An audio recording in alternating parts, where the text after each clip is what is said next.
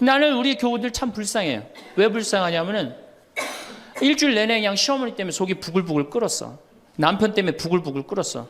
일주일 내내 며느리 때문에 속이 부글부글 끓었어. 그래갖고 성당에 가서 이걸 좀 풀어야 되는데, 성당 가면 어떻게 기를 죽이냐면 미사 시작 우리가 첫 전례가 뭐냐면 이 참회의 절이에요. 그래갖고 뭐라고 시키냐면 내 탓이오, 내 탓이오, 내 큰 탓이라고 그러니 이게 풀로 왔는데 이게 풀로 오는 게 다 다시 내 탓으로 다 내가 지고 다시 집에 가는 거야. 이게 미치는 거죠. 내가 이 성가 이렇게 피정지도 나가서 부르다가 몇 번 죽을 뻔한 적도 있어요. 주여 임하소서 부르다가 죽을 뻔한 적 많아요. 어떻게 불러? 주여 임하. 언제 숨 쉬어야 돼 이거? 이러니 죽는 거지. 이러니까 죽는 거지. 여러분들이 개신교 이거 4분의 3박자로 불러요. 개신교.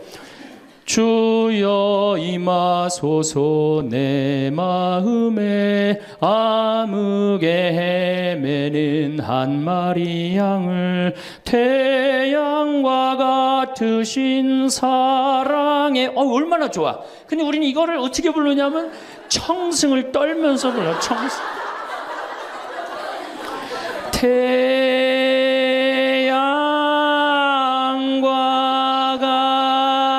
같으신 태양이 무슨 놈의 태양이 그런 태양이 있어요. 그래서 성가하고 나면 힘들어. 막 기쁜 게 아니라. 그렇지 않아요?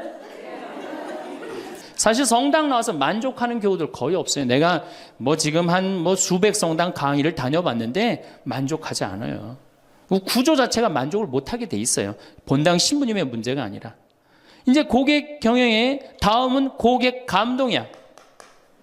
성당 나와서 감동 받아요? 더 못 받지. 감동 무슨 감동이야. 이제는 고객 기절의 시대야. 성당 나와서 기절해요? 기절하기 쉽지 않습니다. 그리고 제가 이제 그 봄에 가을에 이제 할머니 할아버지들을 모시고 꼭 여기 생태마을에 모시고 왔어요. 진짜 중요한 교회에서 중요한 세대는 할머니 할아버지예요. 미사 다 채우는 사람들이 누구예요? 할머니 할아버지 제일 중요해. 그리고 죽지도 않기 때문에 계속 중요한 세대로 남아 있어요. 며칠 전에도 만수 일동 노인대학에 와서 모닥불 펴놓고 근사하게 놀고 갔어요. 모닥불 펴놓고 고기 구워 먹고 거기서 같이 춤추고 노래하니 할머니 할아버지들이 70, 80 평생 그래본 적 있어요 없어요? 한 번도 없는. 너무너무 행복한 거예요. 여기 또 래프팅도 제가 시켜드려요. 할머니들 래프팅. 그래 이제 82살 먹은 스텔라 할머니가 허리가 이렇게 구부러졌는데 자기는 안 내려간다는 거예요. 왜? 신부님 난 늙고 허리도 아프고 그래서 힘도 없고 그래서 난 못한다고. 할머니 배만 타면 배가 떠내려가는 거지. 할머니 노짓는 것도 아니니까 그냥 가자. 그래갖고 이제 할머니 손을 잡고 저 래프팅장에 내려갔어요. 그래갖고 딱 배를 타고 내려가 보니 얼마나 좋아요. 배가 두둥실 떠내려가는 것처럼 마음도 어때요? 나이 먹었다고 여러분들 감정이요? 늙었다고 감정이 없는 게 아니에요. 늙으면 늙을수록 더 감정이 더 정말로 애틋합니다. 할머니 어땠어요? 그랬더니 이 할머니 하시는 말씀이 죽어도 좋아. 그래요. 죽어도 좋아. 이 고객은 기절을 한 거예요. 이 할머니가 애들을 8을 낳는데 본당에 돌아가갖고 그랬대요. 니네들 다 모여봐라. 다 불렀대요. 죽전, 분당 여기 사는 교우들 다 아들, 딸들을 다 불렀대요. 니네들 내가 80평생 살 동안 나하고 2박 3일 놀러가고 모닥불 피고 나하고 내 손 잡고 춤춰준 적 있냐? 없지. 니네들 내가 늙었다고 나 래프팅 시켜준 적 있냐? 없지. 근데 우리 신부님이 제가 지금은 40대지만 그때는 30대였거든. 30대 중반. 우리 신부님이 그걸 다 해줬다. 나는 우리 신부님 너무너무 행복하다. 신부님 때문에. 근데 이 신부님이 성당을 줘야 되는데 돈이 없다. 돈이 없으니까 니네들 나한테 못 해준 거 돈 갖고 와라. 그래서 할머니가 신문지에 돈을 이마만큼 싸갖고 왔어요. 이거 뭐냐 그러니까 신부님 이거 내가 신축금으로 자식들한테 걷어온 거래. 그러니까 이 고객이 기절하니까 내가 시키지도 않았는데 앵벌이를 알아서 해갖고 와. 황창현 신부님의 행복 특강 지금 바로 시작하겠습니다. 영상이 마음에 드신다면 구독과 좋아요, 알림 설정 부탁드립니다.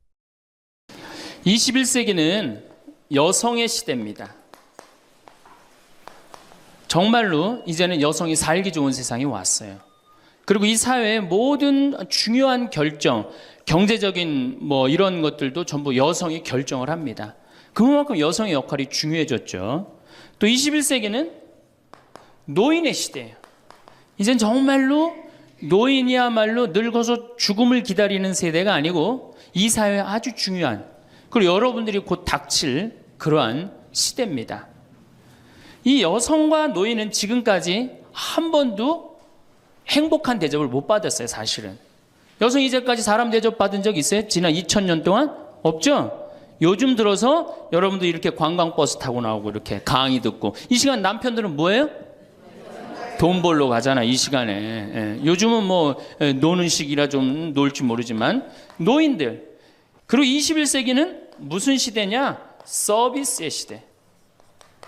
이제 이 얘기를 지금부터 여러분들하고 나누도록 하겠습니다. 자, 이 현대교회의 물론 모든 우리 교회의 화두는 뭐냐? 선교예요, 선교. 그렇죠? 네. 하늘나라를 선포하고 선교하는 거예요. 그런데 교황님 때 막 10% 막 선교가 됐는데 지금은 2%로 떨어지더니 이제는 거의 1%대로 선교가 떨어졌어요. 선교가 안 돼요. 성당에 안 나와요, 요즘. 누가 성당에 나와요? 더욱이 이 1%대로 떨어진 상태에서 천주교 교우가 500만이라고 그러는데 미사 참여는 125만 밖에 참여를 안 해요. 그러니까 4분의 1이 성당에 안 나오는 거예요. 여러분들, 우리 집안 식구가 4식구야. 4식구인데 주일날 같이 밥을 먹기로 했는데 한 명만 맨날 와서 밥을 먹어. 그 집 망한 집이에요, 안 망한 집이에요?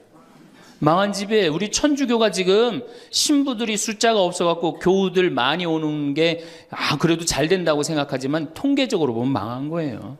그러면 왜 우리 이 교우들이 아니면은 사람들이 성당을 찾지 않느냐? 이거는 2만 달러가 넘어선 시대에는 이게 서비스를 원합니다. 대접받기를 원해. 2만 달러가. 이게 우리가 1000달러, 2000달러 땐 성당에서 신부님 막 혼내고 소리 질러도 어떻게 해요? 다 참고 살았어요. 왜? 내가 지질이 못 살고 있는데 성당 가서 욕 좀 먹는다고 어때? 근데 지금은 내가 그랜저를 타고 다니고 아파트 지금 동백지구 그 좋은 데에 거기 아파트를 내가 지금 살고 있는데 성당 가서 신부가 막 욕하고 소리 지른다고 거기 참고 나올 것 같아요? 안 나갑니다. 바로 옆 성당 운전하고 가요. 옛날엔 죽고 나서 하나 어딜 들어갔어? 거길 간 거예요. 근데 이제는 시대가 틀려졌어요.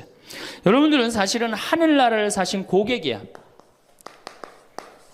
예수님이 이 세상에 오셔서 뭐 팔고 가셨어요? 하늘나라 팔고 가셨어요. 로리베리 존슨이라고 최고 경영자 CEO라는 책을 쓴 미국의 경영 컨설턴트가 쓴 책인데 예수님은 하늘나라를 팔고 가셨다는 거예요. 저도 맞는 것 같아요. 여러분들은 하늘나라를 사신 고객이야, 고객. 근데 고객 경영의 가장 기본은 뭐야? 그렇지. 여러분들 만족하세요? 성당 나와서? 성당, 본당 신부님 모시고 왔다고 또 괜히 또 이상한 소리 하지 마시고 솔직히 말씀하세요. 사실 성당 나와서 만족하는 교우들 거의 없어요. 내가 지금 한 수백 성당 강의를 다녀봤는데 만족하지 않아요. 구조 자체가 만족을 못하게 돼 있어요. 본당 신부님의 문제가 아니라. 이제 고객 경영의 다음은 고객 감동이야. 성당 나와서 감동 받아요? 더 못 받지. 감동 무슨 감동이야.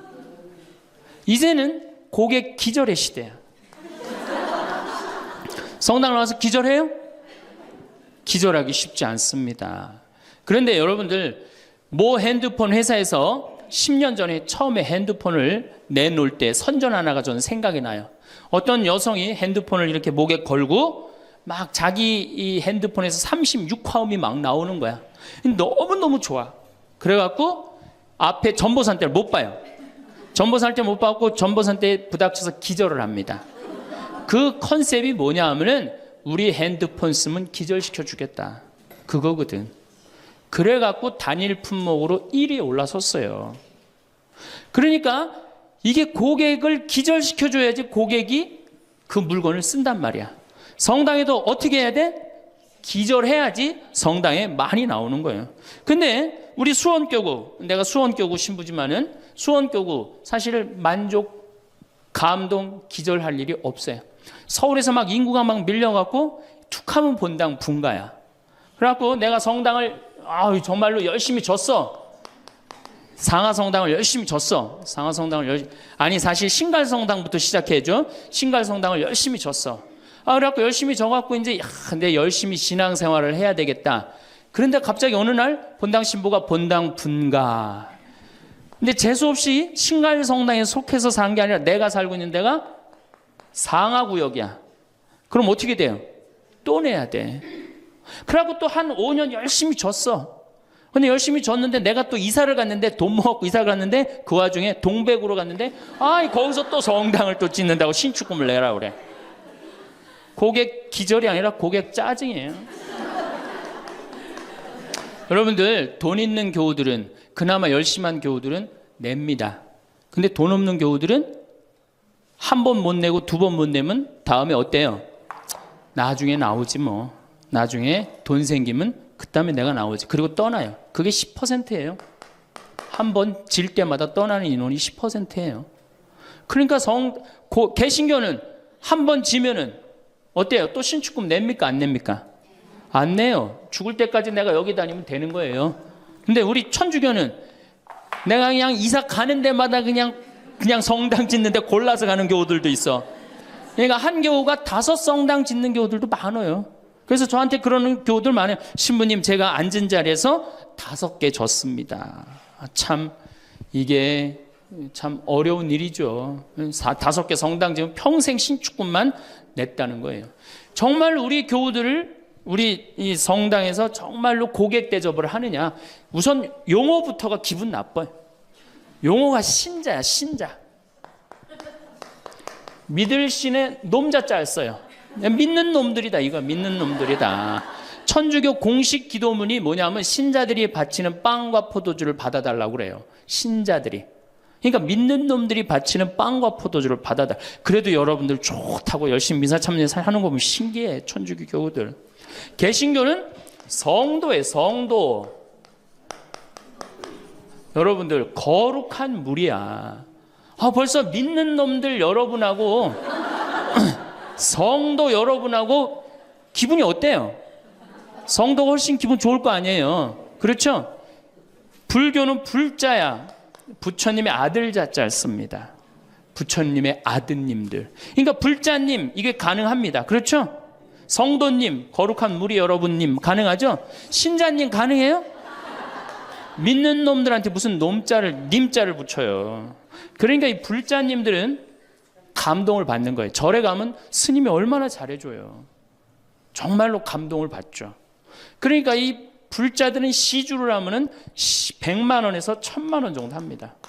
한 번 하면 정말 이렇게 해요. 시주 한 번 하면 보통 뭐 영산제 49제 같은 거 지낼 때요 1000만 원, 2000만 원 다 해요. 성도님들은 10,000원에서 한 10만 원 정도 합니다. 헌금을 하면. 믿는 놈들은 1,000원만 하면 되는 거예요. 그러니까 우리 교우들 헌금 안 낸다고 욕하고 혼낼 거 하나도 없다. 교우들을 헌금을 많이 내게 하려면 어떻게 하면 된다? 기절시켜주면 된다. 기절. 고객 감동을 시켜주면 된다는 얘기예요. 그 예수님의 그 경영 기법의 기본은 서비스예요. 사실은 서비스. 이게 굉장히 중요합니다. 예수님은 이 세상에 오셔서 유행어가 있으셨어요. 입만 열면 하시는 말씀이 사랑해라가 아니었어요. 입만 열면 하신 말씀이 뭐냐면은 섬겨라야, 섬겨라. 너희 사이에 높은 사람이 되고자 하는 사람은 남을 섬기는 사람이 되어야 하고 으뜸이 되고자 하는 사람은 종이 되어야 한다. 사실은 사람의 아들도 섬김을 받으러 온 것이 아니라 섬기러 왔고 많은 사람을 위하여 목숨을 바쳐 몸값을 치르러 온 것이다. 마태복음 20장에 나오는 얘기예요. 사람의 아들도 뭐하러 왔어? 서비스하러 왔다는 얘기예요. 섬기러 왔다는 얘기예요. 23장에 보면 너희 중에 으뜸 가는 사람은 너희를 섬기는 사람이 되어야 한다. 누구든지 자기를 높이는 사람은 낮아지고 자기를 낮추는 사람은 높아진다. 마르코 복음에도 예수님이 너희 중에 으뜸이 되고자 하는 사람은 섬기는 사람이 되어야 한다. 그러니까 예수님은 이 세상에 오셔서 봉사 받으러 오신 게 아니라 뭐하러 오셨어요? 봉사로 오신 거예요. 섬기러 오셨어요. 예수님은 분명히 섬기러 왔는데 지금 현대교회를 보면은 거꾸로 돼 있어요. 교우들이 수녀님과 신부님을 섬기고 신부들이 주교님을 섬기고 위에선 통치하고, 이게 경쟁력이 있을 것 같아요? 경쟁력 없습니다. 경쟁력, 시대가 어떤 시대인데 지금 거꾸로 가고 있어요. 대통령도 지금 국민들을 섬기느니 많이 했는데 우리 가톨릭처럼 이렇게 철저하게 이 아래로 그냥 내리꽂는 데는 없어요. 그러니까 경쟁력이 있을 수가 없어요. 예수님은 아무리 당신이 이렇게 말을 해도 못 알아들을 것 같으니까 마지막 날에 어떻게 해요? 스스로 겉옷을 걷어붙이고 제자들의 발을 닦아줍니다. 이스라엘에서 제자들을 그 사막에서 먼지 있는데 발을 닦아준다는 건 종이 할 수 있는 최고의 그 아래의 섬김의 모습을 보여준 거예요. 내가 너희들의 발을 닦았듯이 너희도 어떻게 해라? 서로 섬겨라. 그러니까 이 섬기는 거는 21세기의 문제가 아니고 우리 교회의 본질이에요, 본질. 그러면은 여기 구역장님들이시죠? 반장님들이시죠? 오늘 오신 분들, 여러분들이 사실은 본당에서 누굴 섬겨야 돼? 교우들을. 신부님을 뭐하러 섬겨? 교우를 섬기라니까. 내 구역 식구, 반 식구를 얼마나 섬기느냐에 따라서 그 교회 공동체가 잘 되느냐, 잘 되지 않느냐가 결정되는 거예요. 제가 이렇게 환경센터, 수원에 우리 환경센터 있죠? 거기 직원 하나가 내가 자기 그 월급을 주는 신부인데도 하루는 와갖고 나한테 얼굴이 하얘져갖고 나는 세상에 이렇게 훌륭한 신부님을 처음 봤대. 무슨 얘기냐? 자기가 이 어느 서둔동 성당에 다니는데 그때 내 동창 신부가 있었어요. 한 10년 전 얘기예요.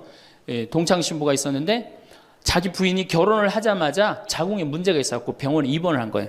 근데 이 형제는 세례를 받았지만 자매는 세례를 받지 않았어요. 그런데 그 구역에서 가만히 이렇게 가정방문을 이렇게 구역장님들이 사정을 제일 잘하는 사람이 누구예요? 구역 사정을 제일 잘하는 사람. 본당 신부가 알아요? 모릅니다. 구역장님들이 제일 잘 알아요. 그래서 구역장님은 본당의 작은 신부들이야. 그러니까 이분들이 진짜 섬길 줄 알아야 돼. 근데 가정방문을 가보니까 그 집이 결혼을 했는데 새색시가 입원을 한 거야. 그러니까 본당 신부한테 가서 얘기를 한 거예요. 근데 그 본당 신부가 그 자매한테 형제한테 편지를 보냈어요. 형제님, 결혼하자마자 자매님이 이렇게 아파갖고 얼마나 걱정이 많으냐. 내가 우리 구역장님 통해서 병원에, 빈센트 병원에 입원해 있었으니까 병원에 방문을 시켜주고 집안도 좀 이렇게 좀 돌볼 수 있도록 하겠다. 그러니까 너무 걱정하지 말아라. 우리 교회 공동체가 자매님 건강 회복을 위해서 기도하겠다. 이 편지를 우리 직원 베드로라는 이 직원한테 보낸 거예요. 안 그래도 마누라도 아프고 막 결혼을 막 했는데 마음이 막 울적한데 그것도 본당 신부님이 편지를 보내갖고 위로를 해주니 이 고객이 감동 받겠어, 안 받겠어요? 감동 받을 수밖에 없어. 그래갖고 자기는 내 앞에서도 나는 우리 그 최 신부님을 제일 존경한다는 거예요. 이렇게 훌륭한 신부님이 어디 있냐는 거야. 이렇게 감동받고 아니나 달러 구역에서 병원에 가갖고 그 자매한테 기도도 해주고 또 집안 청소도 해주고. 그러니까 이 자매가 태어나자마자 뭐 했어요? 바로 입교했어요. 뭐 했어요? 바로 세례 받았어요. 이 자매가 세례를 받으니까 자기 친정 식구들 어떻게 돼? 당연히 따라서 세례를 받았어요. 우리가 길거리 뛰들고 나가갖고 잃은 양 찾기, 헌 양 찾기, 새 양 찾기 할 일이 아니에요. 진짜 선교 잘하려면 어떻게 하면 돼요? 감동시켜주면 돼요. 기절시켜주면은 알아서 옵니다. 근데 기절시켜줄 생각은 안 하고 어디서 뛰들르고 그냥 헌양 찾고 쎄양 찾고 그거 교우들 피곤해 안 피곤해? 솔직히 피곤해죠? 이게 전국으로 나가는 거니까 확실하게 얘기하세요. 우리 천주교 교우들 부부싸움하고 어디 갈 데 있어요? 없죠? 여러분들 부부싸움 하면은 우리 정현석 신부님이 저기 재워줘요? 정영철 신부님 재워주세요? 사제관에 가면 재워줘요? 잤다가는 신부님도 쫓겨나고 여러분들도 쫓겨나요. 천주교는 어디 가서 잘 데가 없어요. 잘 데가. 그러니까 성당은 많이 저놀지 모르지만 교우들이 가서 쉴 데는 없단 말이에요. 영적으로 지친 교우들이. 근데 개신교는 여러분들 지금 버스 타고 여기 이 동백에서 여기까지 지금 오셨는데 여러분들은 못 느꼈지만 저는 그 길을 잘 알아요. 개신교 기도원이 10개가 넘게 여러분들 지나왔어요. 10개는 넘게. 그러니까 막 속상하고 싸우고 그러면 보따리 싸두고 어디 가요? 기도원 가면은 거기서 아버지 막 소리 지르고 막 이러면은 3일 정도 하면은 속 풀리잖아요. 그럼 또 돌아갈 수 있는 거 아니에요. 그거 얼마나 좋아요. 불교는 뭐가 있어요? 절에 가면 암자에서 다 재워줍니다. 제가 88년에 희방사라는 데를 갔었어요. 소백산을 갔는데 희방사에 갔는데 수녀님들하고 같이 갔었어요. 수녀님들하고 같이 여관에 갈 수가 있나? 그래서 희방사에 절에 들어가고 스님한테 그랬어요. 나는 신학생이고 우리 수녀님들인데 내일 새벽에 산에 올라가야 되는데 딱히 잘 데가 없다. 재워줬으면 좋겠다. 근데 스님이요 지금도 기억이 남아요. 두말 않고 방 2개를 수녀님 방, 내 방 이렇게 딱 내주시는 거예요. 주무시고 가시라고. 근데 우리 천주교 어디 가서 좀 재워달라 그러면 재워줄 데 있어요? 교구청 가면 재워줍니까? 하루 저 어디 가서 잘 데가 없는데 여기 좀 재워주면 안 되겠습니까? 재워줘요? 우리는 우리도 모르게 벽을 하늘같이 쌓고 살고 있어요. 천주교에 들어오기가 제일 어려운 거예요. 돌다 맨 마지막에 오는 데가 어디야? 천주교야. 우리가 그만큼 높은 벽을 쌓아놓고 무슨 고객 만족 예수님이 섬기라고 그러는데 섬기긴 뭘 섬겨요?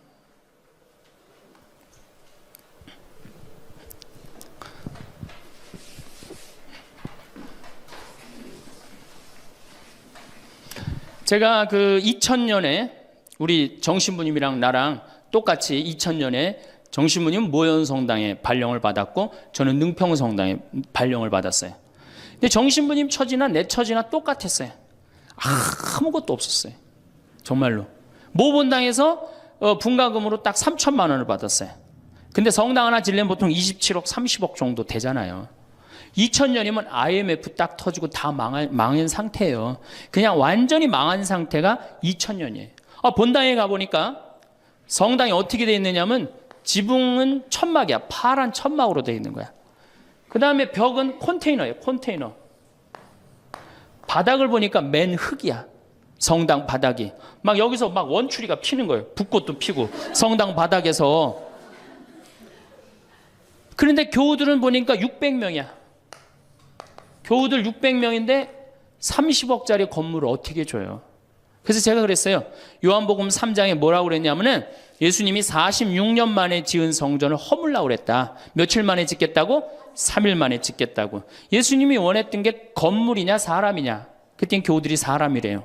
그러면은 건물 짓는 건 중요한 게 아니다. 여러분들이 행복하면 그게 성전이다. 그리고 세계 어디에서도 성당 바닥에서 붓꽃도 피고 원추리도 피는 성당이 어딨냐. 이 최고 아름다운 성전이다. 난 성당 안 질 테니까 여러분들 그렇게 알아라. 근데 이 착한 교우들이 자꾸 신축금을 내는 거예요. 내지 말라고 그래. 안 짓는다는데 부담스럽게. 그래서 제가 2번째 한번 또 공식적으로 얘기를 했어요. 난 성당 안 짓는다고 그랬다. 왜 자꾸 내냐. 여러분들이 내면 내는 여러분들은 정말로 신앙이 좋아갖고 내지만 못 내는 교우들 미안해서 못 나오니까 내지 말아라. 그때 이제 교우들이 헷갈리는 거. 저게 진짜 내라는 건지 내지 말라는 건지 저게. 에? 그래서 첫 해에 교우들이 신축금을 얼마를 했냐면 7천만 원을 했어요. 저는 굉장히 많이 했다고 생각해요. 굉장히. 첫 해에 600명 교우들이.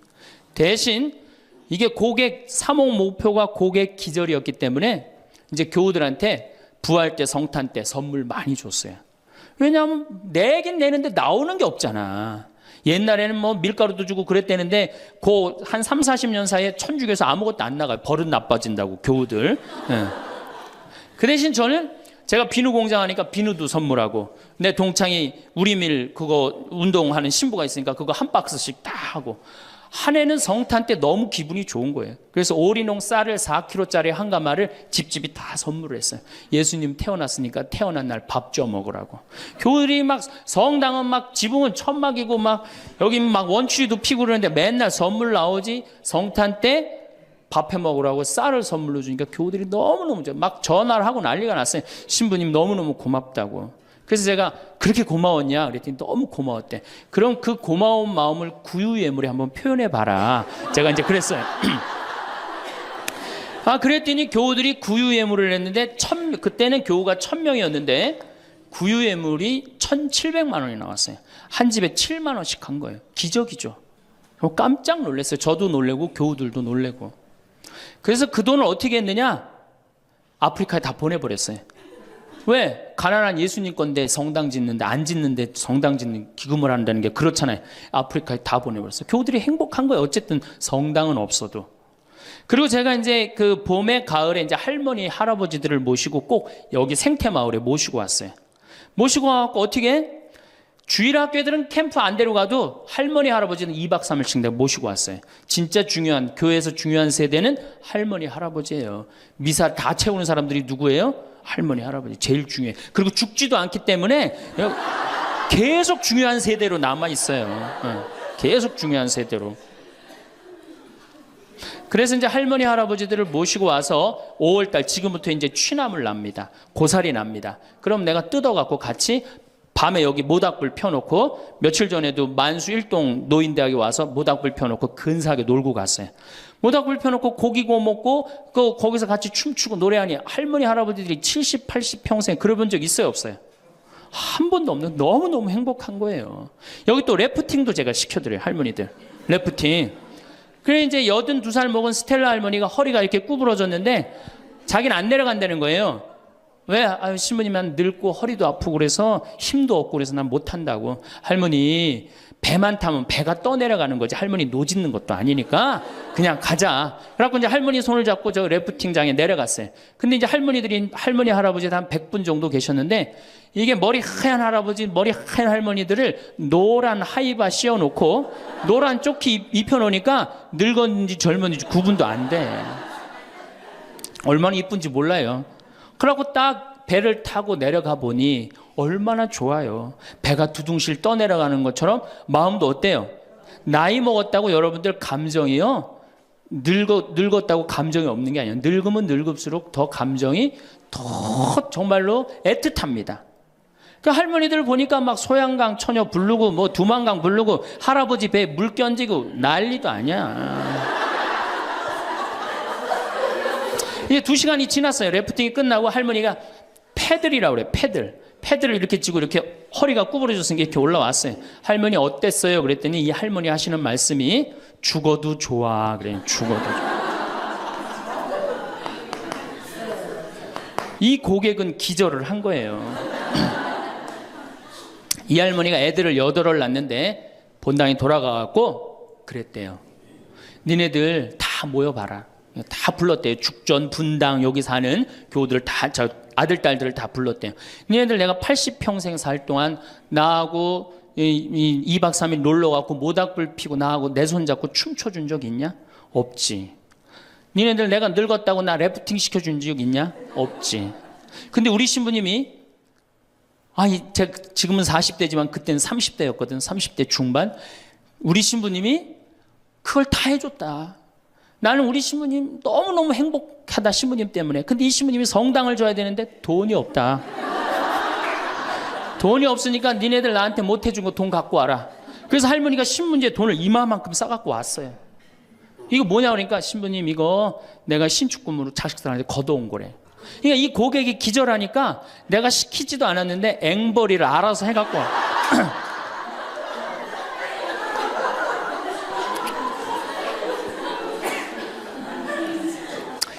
그래서 이제 교우들이 하도 성당을 짓자 난 안 짓는다 그러는데 짓자 그래서 3년 9월에 시작해갖고 4년 부활절에 성당을 다 줬어요. 9개월 만에 성당을 뚝딱 줬어요. 그리고 이제 봉헌식을 하는데 교우들이 그러는 거예요. 신부님 우리가 언제 이렇게 성당을 줬느냐고. 나도 모른다. 이렇게 기절한 상태에서 자기 주머니에 돈이 나오는지도 모르고 막 낸 거야. 깨보니까 성당이 젖은 거예요. 사실은 교우들이 행복하면 성당 짓는 거 어려운 일 아니에요. 우리 정신부님도 모현 성당 참 멋있고 깨끗하게 또 지셨는데 어떻게 또 동백으로 또 가고, 참 불쌍한 신부예요. 사실은 하나만 지면 됐지. 여러분들 조금 기절한 상태에서 좀 도와주세요. 조금 기절한 상태에서. 이렇게 성당에 나오면 행복해야 되는데 우리 천주교는 행복하지 않아요. 성당에 나가면요, 우리 컨셉은 우울이야, 우울.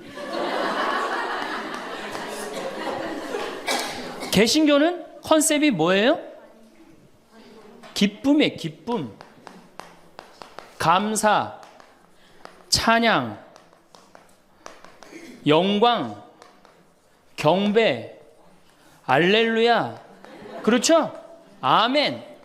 이렇단 말이야, 개신교는. 근데 우리 천주교는 이게 서비스의 정신이 없기 때문에 우울로 돌아갈 수밖에 없어요. 그러니까 우리는 주로 뭐냐면은 봄 판공, 가을 판공, 십자가의 길, 참회의 절, 양심 성찰, 이런 거란 말이야. 그냥 늘 우울해. 나는 우리 교우들 참 불쌍해요. 왜 불쌍하냐면은 일주일 내내 그냥 시어머니 때문에 속이 부글부글 끓었어. 남편 때문에 부글부글 끓었어.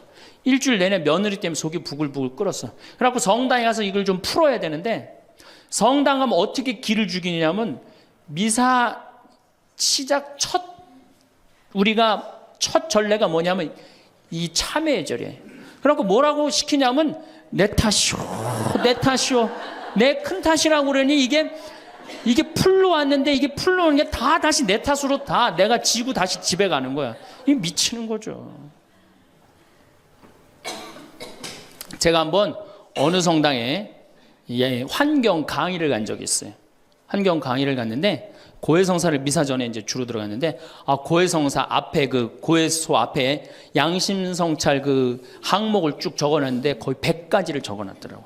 뭐 주일미사 빠진 거, 뭐 교무금 떼어먹은 거, 뭐 술집에 간 거, 막 100가지를 써놨어요. 보니까 내가 이렇게 들어가면서 야, 저거 보고 있는 사람들 정말 우울하겠구나, 그런 생각이 들었어요.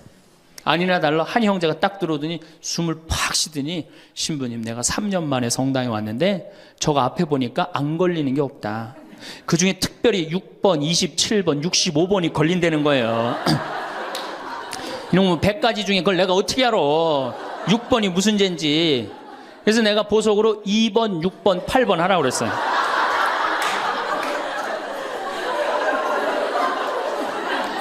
그러니까 우리 교우들은 이게 미사 참여를 해도 막 기쁘거나 내가 좀 하느님한테 경배를 드렸다, 내가 오늘 정말 알렐루야 아멘을 했다, 이런 기분이 안 들어요. 미사를 해도 막 그렇고 안 한 것 같기도 하고, 성가 썰이 들어오면 더 미쳐요. 내가 이 성가 이렇게 피정지도 나가서 부르다가 몇 번 죽을 뻔한 적도 있어요. 주여 임하소서 부르다가 죽을 뻔한 적 많아요. 어떻게 불러? 주여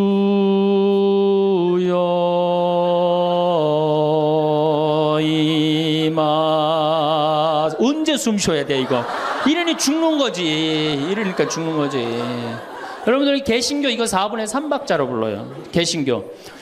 주여 임하소서 내 마음에 암흑에 헤매는 한 마리 양을, 태양과 같으신 사랑에. 얼마나 좋아. 근데 우리는 이거를 어떻게 부르냐면 청승을 떨면서 불러. 청승.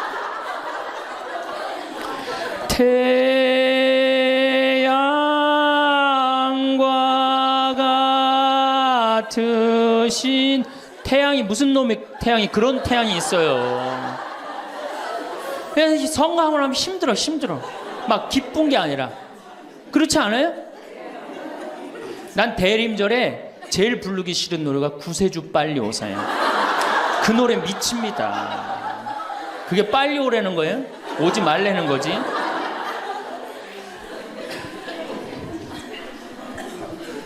주일학교 아이들을 보면은 참 불쌍해요. 왜 불쌍하냐면 주일학교 아이들이 여름신앙학교를 해요. 그럼 얼마나 신나, 여름신앙학교를 하면은. 그래갖고 막 성당에서 티도 주고 간식도 주고 율동도 배우고. 뭐 6학년 애들은 별로 안 좋을지 모르지만 유치부 1, 2, 3학년 애들은 너무너무 신나잖아요. 그러니까 방학을 해가자마자 주일학교 한다고 성당을 막 쫓아갔어. 성당에 월요일날 이제 주일학교 여름신앙학교 하는 첫날 첫 프로그램이 뭐냐면은 참회의 절이, 참회의 절. 애들을 다 유치부부터 6학년까지 다 앉히고 갑자기 불을 끕니다. 성당불을 다 꺼요. 그리고 초 2개만 딱 켜놓고 주일학교 선생님이 양심성찰을 하자고 그래요. 양심성찰을 해갖고 이제 주일학교 선생님이 읽기 시작합니다. 뭐라고 읽어? 유치부부터 6학년까지 앉혀놓고 나는 엄마 몰래 헌금 1,000원 중에 500원을 떼어먹었어. 이러면요 유튜브 애들이 눈꼬리가 막 올라가요. 저걸 어떻게 알았지 내가 헌금 떼어먹은 걸. 난 엄마 몰래 오락실을 갔습니다. 이게 괴로운 거예요. 애들도 괴로운 거예요. 애들도 우울 컨셉으로 이제 성장하기 시작하는 거죠. 이렇게 6년 동안 하면요 애들이 무슨 생각할 것 같아요? 6년 동안 하면은 여러분들이 잘 하셔야 돼요. 6년 동안 맨날 참회절하고 돈 떼어먹고 오락실 가고 성당 안 나가고 부모에게 불호 효도한 놈이 6학년 딱 졸업할 때 무슨 생각을 하냐면, 그래 나 같은 죄인은 이제 더 이상 성당 나갈 수가 없어. 나는 주일학교 졸업하는 동시에 성당 안 나올 거야. 죄인들은 다 떨어져 나가요. 그러니까 주일학교가 1,000명이면 중고등학교는 몇 명으로 줄어들어? 100명으로 줄어들어요. 900명의 죄인은 다 떠난 거예요. 나머지 100명은 이제 성당에 그래도 나오는데, 얘네들은 어떤 애들이냐? 정말 착한 애들이든지 정말 어리삐리한 놈이지 둘 중에 한 놈만 성당에 나오는 거예요. 개신교는 주일학교가 1,000명이면 중고등학교도 1,000명, 중고등학교가 1,000명이면 청년도 1,000명이에요. 왜? 이들은 기쁘기 때문에. 그게 현대 영성에 맞는 거예요. 이들은 행복하기 때문에. 교회 나가는 행복하잖아. 찬양도 하고 영광도 드리고. 근데 이놈 그 성당만 나가면 눈 감켜놓고 뭐 돈 떼어먹었느니 뭐 이러니 애들이 성당 나가고 싶어요. 점점 줄어드는 거예요. 정말로 우리 애가 아이들한테, 이 주일학교 아이들이 끝까지 신앙생활을 잘 시키고 싶으면 기쁨의 신앙을 가르쳐야 돼요. 영광의 신앙, 감사의 신앙. 우리가 이게 우울의 극치를 보면은 성지순례 때 이제 우울의 극치야. 성지순례. 이거는 진짜 이제 고쳐야 되는 병 중에 병이에요. 성지순례 언제 갑니까? 5월에 가죠? 9월에 가죠? 여러분들 본당 신부님 정말로 훌륭한 본당 신부님 만나갖고 5월 오늘 2일이죠? 참 이 좋은 때, 얼마나 경치가 좋아요 여기. 좋죠?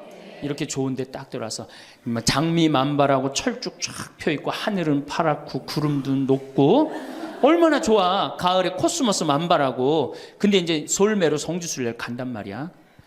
근데 막 버스를 타려고 그러는데 내 마음에 맞는 자매가 내 같은 버스를 탔어. 그럼 막 손잡고 팔짝팔짝 뛰어.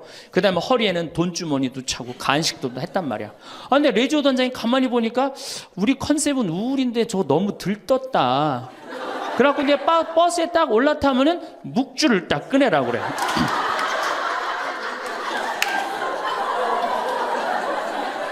묵주를 꺼내라고 꼭 고통의 신비를 꼭 해요. 그리고 난 다음에 뭐 예수님 뭐 피땀 흘리심을 묵상합시다. 뭐 가시관 쓰심을 묵상합시다. 뭐 두들겨 맞으심을 묵상합시다. 십자가에 올라가심을 묵상합시다. 내려오심을 묵상합시다.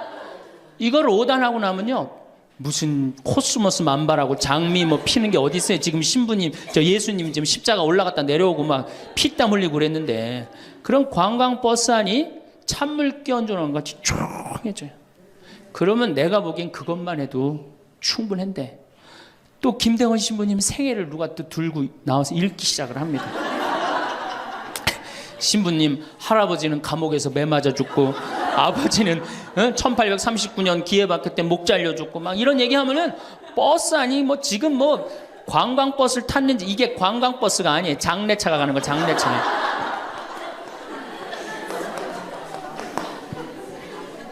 그래갖고 신부님이 1836년에, 여러분들 신부님 1836년에 떠나서요, 마카오에 1837년 6월에 도착하세요. 6개월 동안을 걸어서 간 거예요. 기가 막히죠? 그런데 신부님 유학 중에, 신부님 1836년에 떠났으니까 아버지가 39년에 죽어요. 순교를 하세요. 그러니까 유학 중에 아버지가 죽은 거야. 얼마나 이게 그 어린 그 신학생한테 마음이 아프겠어요. 정말 기가 막히죠. 그럼에도 불구하고 조선교회를 위해서 견디죠. 그런데 또 중간에 최 프란치스코라고 동료 신학생이 죽어요. 우리 신부들한텐 동기가 죽는 건 형제가 죽는 거하고 똑같은 거예요. 그게 얼마나 또 마음이 아파. 그래갖고 45년에 조선에 돌아와 보니 세례를 받았나 성사를 받았나 교우들이 정말 신부님 생각해 기가 막히냐. 그땐 부제님이었는데. 그래갖고 빨리 신부님을 영입해야 되겠다. 그리고 이제 서해 바다에서 배를 12m 정도밖에 안 되는 배를 타고 그거를 상하이를 건너간다고 간 거예요. 어부들은 신부님이 하도 그 부제님이 하도 똑똑하고 그러니까 항해수를 아는 줄 알고 무조건 따라갔는데 항해수를 알긴 뭘 알아. 저쪽이 중국일 것이다. 가자. 그리고 간 거예요. 그러니 돛 떨어지고 닷 깨지고 20일 동안 표류를 합니다. 정말 죽을 둥 살 둥 해갖고 중국에 도착을 해요. 상해 가갖고 또 고초를 겪고. 그래서 이제 주교님을 만나갖고 서품을 받고 또 어떻게 또 중국에서는 또 어떻게 저쪽이 조선일 것이다. 그것도 주교님까지 모시고 가자. 그러고 갔어요. 갔는데 웬걸 딱 도착을 했는데 사람이 말하는 이상한 말을 하는 거 어디서 와서 꽝 이러는 거예요. 제주도로 간 거예요. 제주도로 잘못 가갖고 제주도에서 또 미사를 봉헌하시고 인천 아파트로 와서 사목을 하는데 잠을 잡니까? 뭐를 합니까? 그러다가 6월 달에 순이도에서 붙잡히세요. 붙잡혀갖고 한양으로 압송을 되는데 6월에서 9월이면 여름을 지나는 거 아니에요? 얼마 똑똑해. 세계 지도 그릴 줄 알지, 라틴어 할 줄 알지, 중국어 할 줄 알지. 이 급변하는 세상에서 나라를 위해서 일 좀 하려고 그러는데 우리 대장 예수님을 두고 내가 어디를 하느냐 이래갖고 그냥 당당하게 이렇게 견디시잖아요. 그래갖고 막 신부님 허벅지를 때려. 그래갖고 막 구데기가 끓고 그러죠. 그러다 9월 16일 날 신부님이 순교를 하셔요. 세남토에서. 근데 돌아가실 때 또 어떻게 돌아가시느냐? 이쪽으로 되면 잘 자르겠느냐, 저쪽으로 되면 잘 자르. 얼마나 용감하세요. 그래갖고 8번째 칼에 신부님 목이 떨어졌다. 이렇게 훌륭한 성인 신부님을 모시고 사는데 여러분들 뭐 하는 거냐? 주일 미사도 잘 안 나오고 선교도 안 하고 그럼 또 그냥 막 기가 죽어갖고 고개를 또 우울 컨셉으로 고개를 숙이는 거야. 자, 장하다 순교자 합시다. 장하다 순교자 주 이래면 진짜 장례차가 가는 거예요. 그래갖고 이제 성지에 도착을 하면은 시키지 않았는데도 십자가의 길 알아서 해요. 시키지 않았는데. 그리고 이제 밥을 먹고 나면은 레지오 단장이 미안한 거야. 그래도 1년에 한 번 관광버스 타고 나왔는데 이거 묵주기도부터 기죽이기 시작해갖고 뭐 신부님 생에 막 아버지도 죽고 할아버지도 죽고 엄마는 거지가 돼서 돌아다니고 막 장하다 순교자까지 하고 막 십자가 얘기를 하고 하늘은 파랗고 꽃은 만발한데 너무 우울해. 그러면 이제 전심 때 술을 따르기 시작합니다. 한 잔씩 먹이기 시작해요. 한 잔씩 먹이고 돌아올 때 보면요 가관이 아니에요. 분명히 갈 때는 장하다로 갔는데 올 땐 차차차로 오는 거예요.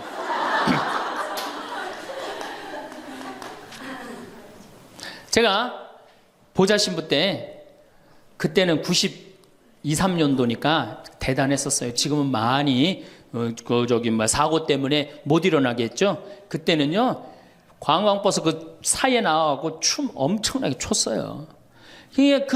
내가 거긴 굉장히 큰 성당인데 7개 꾸리아였어. 여성 꾸리아가 4개나 있었어요. 성주순례를 가고 싶은데 젊은 보좌 신부랑 가고 싶은 거예요. 나한테 한 달을 조르는 거 가자고. 난 가기 싫다. 왜 가기 싫으냐? 그랬더니 거기 가면은 갈 땐 거룩한데 올 때는 너무 정신 없어서 난 가기 싫다. 그래도 우리 단장들이 막아줄 테니까 신부님 갑시다. 그래서 제가 그럼 갑시다 하고 갔는데 갈 땐 역시 거룩하게 가더라고요. 근데 그 성당은 여러분들처럼 굉장히 젊은 성당이야. 젊은 아줌마들이 많았어요. 내리자마자 술을 소주에 박스로 그냥 먹는 거예요. 근데 딱 버스에 올라타자마자 복도에 나와서 춤추기 시작해요. 근데 저는 이해가 돼요. 1년 내내 우울했는데 딱 하루 스트레스 풀 수 있는 유일한 기회는 언제야? 성주순례 돌아오는 길. 한국 천주교 공인 다 똑같아요. 모든 성당이 다 똑같아요. 갈 땐 거룩하고 올 땐 난장판이에요. 막 춤을 추다가 자기네들끼리 춤추니까 재미없잖아. 보좌 신부하고 같이 추고 싶은데 맨 앞에 보좌 신부는 앉아있는데 이 단장님들이 막았는데 제가 어쩔 수 없이 끌려나갔어요. 신부님 우리하고 좀 오늘만은 같이 좀 놀아달라고. 그래서 저는 춤출 줄 몰라요. 신부님 걱정하지 말라고. 우리가 다 알아서 한다고. 어떻게 알아서 해? 내 손을 붙잡더니 그래갖고 이제 한 5분 정도 쳐갖고 이제 예의를 갖췄겠다 싶어갖고 이제 좀 들어가겠습니다. 그랬더니 이 자매님들이 힘이 얼마나 좋은지 내 양복 뒷덜미를 딱 잡더니 가긴 어딜 가느냐고. 오늘만은 안 된다고. 우리하고 오늘만은 신부님 우리하고 함께 놀아줘야 된다고. 그럼 막 추는 거예요. 뒤에 있는 아줌마들이 뭐라 그래? 야, 니네들만 신부님 데리고 놀지 말고 뒤로 좀 보내! 이러냐. 그러면 이제 이때부터는 이제 이 아줌마가 한번 품에 안고 추고 저 아줌마가 한번 품에 안고 추고 들어가지도 못하고 제발 나 좀 들여. 그때 뭐 보좌 신부니 지금이야 이제 막 인상 쓰고 승질 부리면 되지만 그때는 그게 됩니까? 막 보좌 신부 때 통제가 안 돼요. 그런데 성당 도착 2km 전에 기적이 일어납니다. 갑자기 누가 마이크를 붙잡더니 하늘에 계신 우리 아버지 이러면요 다 자기 자리로 뛰어들어가요. 알아서. 나는 하늘에 계신 우리 아버지가 그렇게 전능한지 그때 딱 알아봐요. 하늘에 계신 우리 아버지 굉장히 전능하세요. 그래갖고 이제 은총이 가득하신 마리아를 하면은 이게 머리를 다듬습니다. 이제 은총이 가득한. 그리고 이제 영광이를 해요. 영광이 하면 이제 우울해지는 거예요. 그리고 사회자가 한마디 합니다. 우리 이제 본당에 돌아가서 열심히 살자고. 그럼 다 우울하게 집에 가는 거예요. 왜 신앙생활하면서 왜 우울해야 되느냐? 왜 내가 하느님을 믿으면서 정말로 자랑스럽고 당당하고 행복하지 않느냐?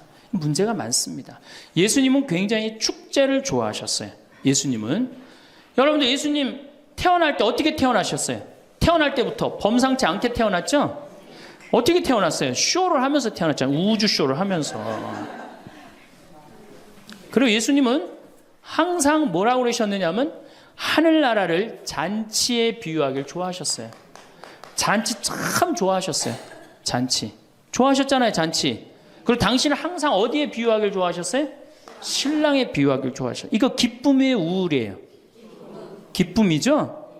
그리고 예수님 부활하고 난 다음에 제자들 막 물고기 다 잡았을 때 어떻게 해줬어? 물고기 바베큐로 준비를 해줘갖고 와서 먹어라. 먹는 거 굉장히 중요하게 여기신 분이에요. 예수님. 먹는 거. 예수님 뭐 바리사이나 사두가이가 예수님 보고 욕할 때 뭐라 그래? 저 사람 맨날 먹고 마신다. 맨날 먹고 마신다. 예수님은 먹고 마시는 거 무지 좋아해요. 그래서 첫 기적을 뭘로 하셔요? 가나의 혼인잔치로 하는데 뭘로 만들어? 술을 많게 하는 기적을 하잖아요. 그러니까 술로 당신의 구원 사업을 시작하신 분이에요. 예수님은. 술로 시작해서 술로 끝내십니다. 어떻게? 최후의 만찬 때 술 3잔 마시고 성찬절례 제정하신 거예요. 얼마나 우리의 인간의 삶을 축복하셨어요. 그런데 2000년 동안 그리고 예수님 뭐라 그랬어요? 행복. 구약 시대는요 전부 하지 말아요. 뭐 하지 마라, 뭐 달린 짐승 먹지 말아라, 뭐 하지 말아라, 뭐 하지 말아라, 주일 안식일날 뭐 하지 말아라, 맨 하지 말아잖아. 근데 신약 시대 와갖고 예수님이 입을 열어 하신 첫 마디가 뭐냐면은 첫 설교, 첫 강론. 이게 굉장히 중요합니다. 첫 강론이. 첫 강론이 마태오복음 5장부터 8장까지에 있는 산상설교예요. 그 산상설교의 첫 강론이 뭐냐면 진복 8단이에요. 예수님이 입을 열어갖고 하신 거는 하지 마라가 아니라 해라야, 해라. 어떻게 해라? 행복하여라 마음이 가난한 사람들. 행복하여라 마음이 온유한 사람들. 행복하여라 마음이 깨끗한 사람들. 행복하여라 슬퍼하는 사람들. 그러니까 예수님이 우리한테 원했던 건 뭐야? 행복하기를 원한 거예요. 행복하기를. 5장 8절에 뭐라고 그러셨냐면 너희는 기뻐하고 즐거워하라. 하늘에 받을 상이 크다. 우리 보러 기뻐하고 즐거워하라고 그랬는데 2000년이 지나서 와서 보니까 기뻐하고 즐거워하는 건 온데간데 없고 우울만 남아있어. 이거 문제가 있는 거죠. 그리고 7장에 뭐라고 그러셔요? 너희들 걱정하지 말아라. 내일 걱정은 누구한테 맡겨라? 내일한테 맡기고 오늘 한 일로 오늘 충분하다. 이렇게 예수님이 우리한테 행복한 걸 가르쳐 줬는데 우린 행복은 온데간데 없고 우울한 것만 남아갖고. 그러니까 우울하니까 우리 천주교 교우들은요 하늘을 향하지 않습니다. 어딜 향해요? 땅바닥을 향해. 땅바닥을 향하다 보니까 못 받은 것만 생각나는 거야. 그러니까 우리가 받은 게 999가지인데 하느님한테 그거 감사. 여러분들 이 아름다운 자연 공짜로 보는 거 감사해 안 감사해? 공기 공짜로 마시는 거 감사해 안 감사해? 하느님이 빈님 공짜로 내려주시는 거 감사해 안 감사해? 북한에서 안 태어나고 남한에서 태어난 거 감사해 안 감사해? 감사하죠? 감사할 게 얼마나 많아. 이 하늘을 봐야지 감사한데 우린 우울하니까 땅바닥만 보는 거야. 그러니까 못 받은 것만 생각나는 거예요. 못 받은 거 더 달라고 하느님 부담스럽게 묵주기도 9일기도 54일기도 해가면서 계속 달라고 그러고, 그냥 우울한 컨셉은 이렇게 영성이 따라갈 수밖에 없어요. 이제 여러분들 감사하십시오. 데살로니가 전서 5장 16절에 뭐라 그래? 항상 감사하시오. 항상 기도하시오. 항상 기뻐하시오. 이것이 우리 주 예수 그리스도를 통하여 드러내신 하느님 아버지의 뜻입니다. 그랬어요. 그러니까 여러분들 정말로 내가 하느님을 믿는다, 내가 천주교 신앙생활을 한다, 그러면은 그거는 굉장히 당당한 거고 감사한 거고 영광스러운 거예요. 근데 우리 자꾸 젖어들어요. 오그라들어. 내가 신학생 때 한번 밥을 먹으면서 일반 음식점에서 성호를 긋고 밥을 먹었어요. 성부와 성자와 성령의 이름으로 아멘하고 밥을 이렇게 기도를 하고 먹었는데, 반대편에 앉아있는 형제가 내가 보긴 성당 다니는 형제 같아 보니까. 근데 저 젊은 놈이 성호를 긋고 밥을 먹으니까 굉장히 미안했나 봐요. 그래서 이렇게 보는데 내 눈에 딱 띄었어요. 허벅지에 십자가를 이렇게 긋고 먹더라고요. 우리 신앙이 자꾸 이렇게 오그라드는 거예요. 우리가 하느님께 받은 은혜가 너무 많으면은 하느님께 영광 드리고 그 받은 은혜에 대해서 다른 사람한테 자랑하는데, 우리는 그런 영성이 없어요. 못 받은 것만 생각나고. 그러니까 이 감사기도, 찬양기도, 영광기도 드리는 것보다는 간구기도가 훨씬 많아요. 우리가 간구기도를 하다 보면 자꾸 하느님을 의심하게 됩니다. 여러분들 신앙은요, 감사드리고 찬양드리다 보면 하느님과 거의 하나가 되는데요, 자꾸 간구기도를 바치면 자꾸 하느님과 갭이 생겨요. 점점 멀어지는 거예요. 그러니까 여러분들이 청원기도를 많이 하면 할수록 어때요? 하느님과 멀어지는 거예요. 예수님이 뭐라 그랬어요? 너희들 굳이 이 말 저 말 하지 말아라. 하느님 아버지가 다 알아서 해줄 거다. 그 좋은 말씀을 우리가 다 듣고도 우리는 신앙의 본질을 자꾸 어긋나고 있는 거예요. 그래서 여러분들 이제 우울을 내다 버리십시오. 우울을 내다 버리고 정말 행복하게 그렇게 사시고, 다음 시간에 제가 그럼 어떻게 하면 행복하게 살 수 있느냐, 우리가 정말로 행복으로 가는 길이 뭐냐, 이거 전심 먹고 하도록 하겠습니다. 황창현 신부님의 행복 특강 어떠셨나요? 우울을 내다버리고 행복하게 살라는 말씀이 참 와닿았습니다. 황창현 신부님이 하셨던 말씀 중에 여러분과 함께 나누고픈 이야기가 있어서 더 준비했습니다. 황창현 신부님께서는 남을 너무 신경 쓰지 말라고 말씀하시는데요. 함께 들으시면 좋겠습니다. 우리가 정말로 모두를 사랑하는 일은 정말 어렵습니다. 동그란 사람, 네모난 사람, 세모난 사람, 별난 사람은 다 다르지요. 정말 제가 다 다르다는 걸 얼마나 느끼느냐 하면, 내 친구들하고 냉면을 먹어도 내 친구 중에 아주 친한 친구가 하나 있는데 얘는 냉면을 먹으면 달걀이 나오잖아요. 근데 괜히 흰자만 좋아해요. 근데 저는 노른자만 좋아해요. 그래서 걔는 노른자를 빼놔요. 그럼 저는 노른자만 먹고 걘 내 흰자를 갖고 갑니다. 사람이 정말로 다른 것 같아요. A형하고 B형하고 A형하고 O형하고 밥을 먹었어요. 넷이서 밥을 먹었는데 성격이 다른 거죠. 꼭 P의 문제가 아니라 뭐 별 유형이 다 있듯이. 근데 보통 A형이 자기 하고 싶은 대로 한다잖아요. 그러니까 그냥 밥을 먹다가 성질이 났는지 숟가락을 확 던지고 나가버렸어요. 그랬더니 오지랖 넓은 O형이 궁금한 거예요. 앉아서 밥을 먹을 수가 없는 거예요. 제가 왜 나갔는지. 그래서 숟가락을 버리고 따라 나갔어요. 무슨 일인지 알아보려고 말이죠. B형은 그러거나 말거나 주변에 신경을 안 써요. 나만 편안하면 되는 거예요. 밥을 그냥 먹는 거예요. 계속 상관하지 않고.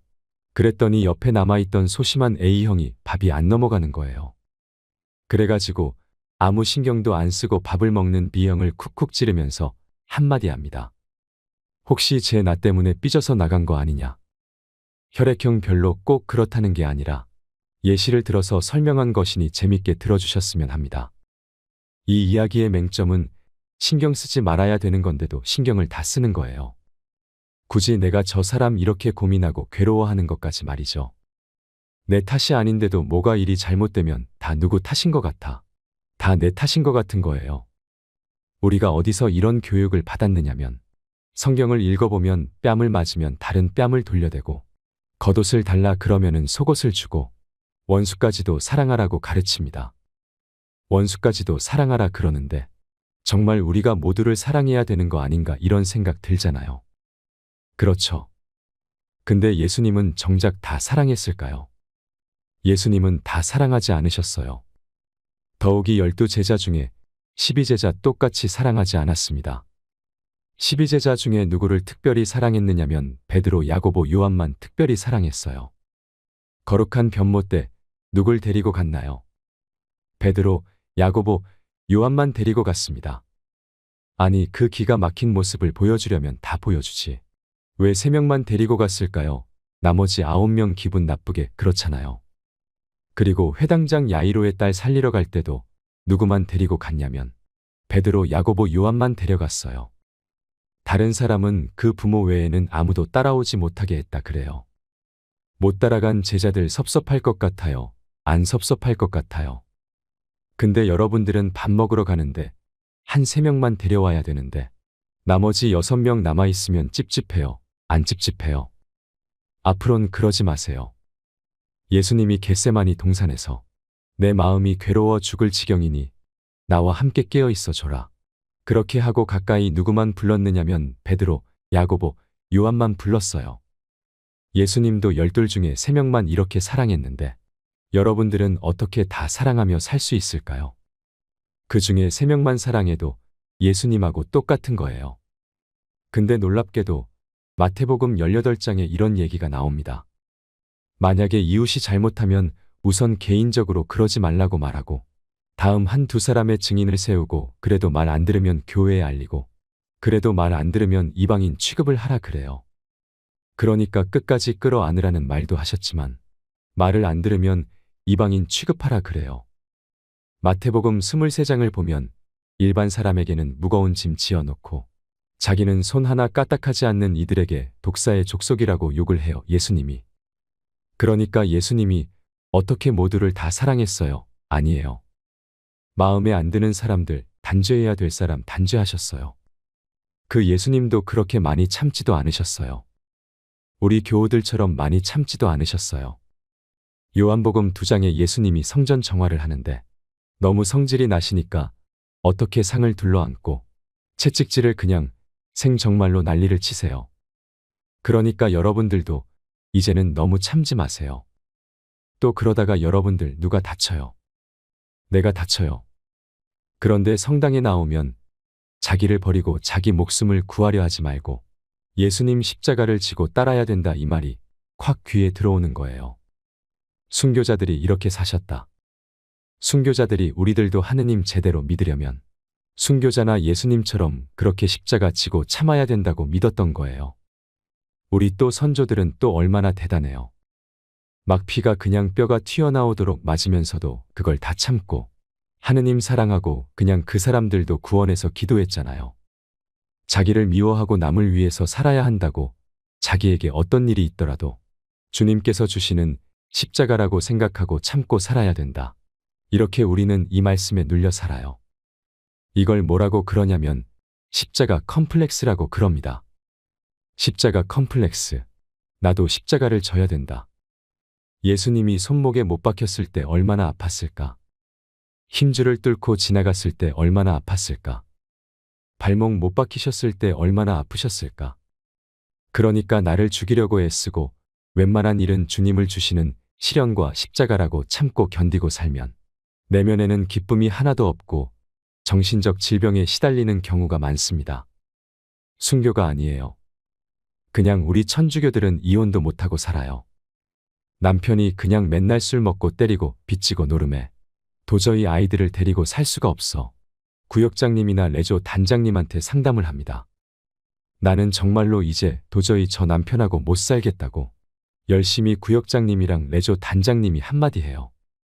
데레사 자매, 십자가에 계신 예수님 생각을 해야지라고 말이죠. 그런데 십자가 계신 예수를 생각하면 어떻게 되나요? 참고 살아야 한다고 생각하게 되는 거예요. 그러니까 참고 살려니 이 자매는 기쁨이 있어요, 없어요? 기쁨이 없는 사람들의 특징이 뭐냐면 선교를 못합니다. 기쁨이 없는 사람들은 선교를 못합니다. 개신교는 막 하느님 믿으면서 기뻐합니다. 그러니까 주위에 세상에서 힘든 사람들한테 뭐라고 그러냐면 우리 교회 가자. 우리 교회 가면은 정말로 기뻐. 구원받을 수 있어. 정말 행복할 수 있어. 그리고 막 끌고 갑니다. 우리 기쁨이 없는 천주교 교우들은 주위에서 힘들고 고통스러운 사람 있으면 성당 가자는 말이 안 나옵니다. 왜 너도 한번 나하고 성당 가서 십자가 지고 한번 참아볼래? 이 말이 안 나오는 거예요. 그래서 우리 천주교는 참고 살아야 되기 때문에 신앙생활이 우울합니다. 개신교는 기쁨, 찬양, 영광, 감사, 아멘, 할렐루야 이런 거거든요. 근데 우리는 우울해요. 우리 교우들은 그냥 봄판공, 가을판공, 양심성찰, 십자가의 길, 참회 이런 거란 말입니다. 기쁨이 없는 신앙생활. 여러분들 죽을 때까지 참고 사느라고 기쁨 하나 없이 우울하게 산다면 이분은 아마 지옥 맨 밑바닥에 갈 가능성이 많습니다. 단테의 신곡을 읽어보면 지옥 맨 밑바닥에 많은 사람을 가둬놨다고 합니다. 그래서 이 사람들한테 물어봤어요. 이 사람들은 살아생전에 무슨 죄 때문에 지옥 맨 밑바닥에 왔습니까? 물으니까 안내하는 사람이 다른 죄가 아니라 이 사람들은 세상에서 살 때 하느님을 믿는다고 하면서 기쁘게 살지 못하고 늘 우울하게 한숨만 쉬며 산 죄 때문에 여기 왔다고 그럽니다. 기쁘지 않은 사람들이 지옥 가는 거예요. 그러니까 이 세상에서 기쁘게 산 사람은 천당 가는 거고 이 세상에 우울하게 산 사람들은 지옥 가는 거예요. 그러니까 여기 있는 분들 중에 지금 내가 십자가 지느라고 우울하고 이런 분들 어디 갈 가능성이 많을까요? 지옥 갈 가능성이 많습니다. 기쁨 없는 그리스도인, 기쁨 없는 신앙, 기쁨 없는 사람이 세상을 피곤하게 한다는 겁니다. 여러분들 성당에서 나온다고 딱 모임을 가졌는데 그냥 우울하게 이렇게 앉아 있으면 그 사람 보고 있으면 피곤해요, 안 피곤해요? 반짝반짝 웃는 사람이 있으면 기분 좋아요, 안 좋아요? 그러니까 기쁨이라는 게 굉장히 중요한 거예요. 참느라고 그냥 이러지도 못하고 저러지도 못하고 그렇게 살면 안 된다는 거죠. 여기 지금 우리 교원들 지금 옷 입고 온 거 보면 다 까만색이에요. 제가 그 개신교 설교하러 갈 때 정말로 제가 많은 걸 배웠어요. 뭘 배웠느냐 하면 예배하러 한 300명 정도가 나왔는데 전부 다 예쁜 옷을 입고 나왔어요. 정말로 축제 오는 것 같은, 주일 예배하러 오는 것 같은데 우리 여기도 지금 얼마나 까만지 몰라요. 그런데 예수님께서도 기쁨을 굉장히 강조하십니다. 요한복음 13장에 예수님이 제자들의 발을 씻어줘요. 발을 씻어주고 최후의 만찬을 하세요. 그리고 14장에 뭐라고 그러느냐 하면은 성령을 보내주실 것을 말씀하시면서 당신이 아버지께로 가는 걸 기뻐하라 그래요. 예수님은 제자들하고 마지막 작별 유언을 하면서 기쁨에 대해서 말씀을 하세요. 기뻐해라. 요한복음 15장에는 나는 포도나무요 너희는 가지로다. 너희들은 나한테 붙어 있어라. 그래서 사람이 많은 열매를 맺는다. 이 말씀을 하세요. 근데 11장에 이런 말씀을 하세요. 내가 이 말을 한 것은 내 기쁨을 같이 나누어 너희 마음에 기쁨이 넘치게 하려는 것이다. 이게 오늘 저녁에 붙잡혀서 돌아가실 예수님 입에서 나올 말이에요. 그런데 예수님이 지금 돌아가심에도 불구하고 마음이 기쁘신 거예요. 그래서 내 기쁨을 너희에게 흘러 넘치게 하려는 것이다. 죽기 전에도 기쁘셨던 거예요, 예수님은. 왜 뭐가 열리니까? 천국문이 열리니까 말입니다. 16장 22절에는 진리의 성령을 보내주실 것을 다시 한번 약속하시면서 내가 다시 너희와 만나게 될 때에는 너희 마음은 기쁨에 넘칠 것이며 그 기쁨은 아무도 빼앗아 가지 못할 것이다. 구하여라 받을 것이다. 너희는 기쁨에 넘칠 것이다. 말씀 끝에 이렇게 말씀하세요. 지금 나는 아버지께로 갑니다. 아직 세상이 있으면서 이 말씀을 드리는 것은 이 사람들이 내 기쁨을 마음껏 누리게 하려는 것입니다. 성서에 보면 온통 기쁨밖에 없는 거예요. 돌아가실 분이 마지막 유언에 마지막으로 하신 말씀이 뭐예요? 기쁨이에요. 그렇다면 여러분들은 신앙생활하면서 기뻐해야 되지 않아요? 기뻐야 되는데 왜 이렇게 우울해? 왜 이렇게 청승을 떠냐 이거야. 데살로니가 전서 5장 16절의 유명한 얘기죠. 항상 기뻐하시오. 끊임없이 기도하시오. 어떤 처지에서든 감사하시오. 이 구절보다 더 중요한 구절이 있어요. 그 다음 구절이 이것이 우리 주 예수 그리스도를 통하여 드러내신 하느님 아버지의 뜻입니다. 여러분들이 항상 기뻐하고 어떤 처지에서든 감사하고 끊임없이 기도하는 것은 예수님을 통하여 드러내신 누구의 뜻이야? 하나님의 기쁨과 감사는 우리의 본질이에요. 그러니까 우리의 신앙생활에 기뻐야 돼요. 그러니까 여러분들은 신앙생활하면서 기뻐야 합니다. 예수님이 일생 수고하셨기에 우리도 일생 수고해야 된다고 이야기하는 사람들. 이거 잘못 알고 있는 거예요. 여러분들 신앙생활은 기뻐야 해요. 그리고 무엇보다 내가 행복해야 합니다. 이상으로 책틀맨이었습니다. 지혜를 쌓는 당신의 오늘이 아름답습니다. 더 좋은 영상으로 찾아뵙겠습니다.